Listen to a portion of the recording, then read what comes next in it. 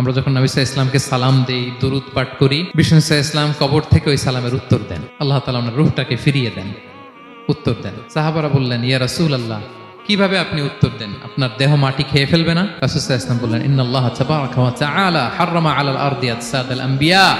আল্লাহ তাআলা নবীদের দেহকে নষ্ট করা মাটির জন্য হারাম করে দিয়েছেন। কোনো মাটি কোনো নবীর দেহকে টাচ করতে পারে না, নষ্ট করতে পারে না। নবীরা কবরে জীবিত, সেখানে সালাত আদায় করে, তাদেরকে স্পেশাল রিজিক দেওয়া হয়। এটাকেই বলা হয় হায়াতুন নবী।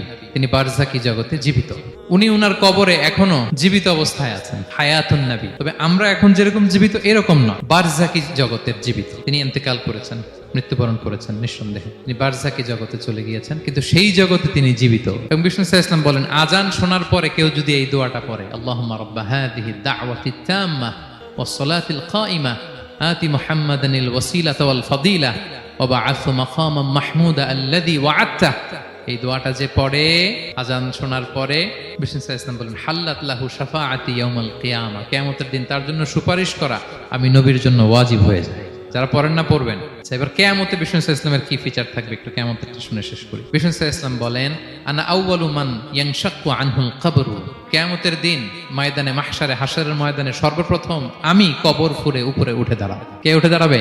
বিষ্ণু সাল্লাল্লাহু আলাইহি ওয়াসাল্লাম সর্বপ্রথম কবর ফুঁড়ে উনি উঠে দাঁড়াবেন। এবং হাশরের ময়দানে উনি কোথায় দাঁড়াবেন? ওনার জন্য একটা স্পেশাল জায়গা থাকবে। জায়গাটার নাম হচ্ছে মাকামে মাহমুদ। জায়গাটার নাম কি? মাকামে মাহমুদ। ওইখানে বিষ্ণু সাল্লাল্লাহু আলাইহি ওয়াসাল্লাম মাকামে মাহমুদে দাঁড়াবেন। আল্লাহ তাআলা বলেন, ওয়া মিনাল লাইলি ফাতাহাজ্জাদ বিহি নাফিলাতাল লাক আসা আইয়াবআসাকা রাব্বুকা মাকামান মাহমুদা।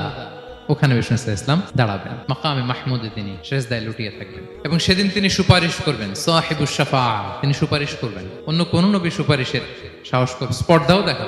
আদম আলাইহিস সালাম, নূহ আলাইহিস সালাম, ইব্রাহিম আলাইহিস সালাম সবাই একজন আরেকজনকে রেফার করে, একজন আরেকজনকে রেফার করে। আমি পারবো না, উনি উনি উনি উনি বলতে বলতে বিষ্ণু সাল্লাল্লাহু আলাইহি ওয়াসাল্লামের কাছে যাবে। মানুষগুলো হয়রান হয়ে যাবে, ক্লান্ত, শ্রান্ত, ঘর্মাক্ত, পিপাসার্ত মানুষগুলো।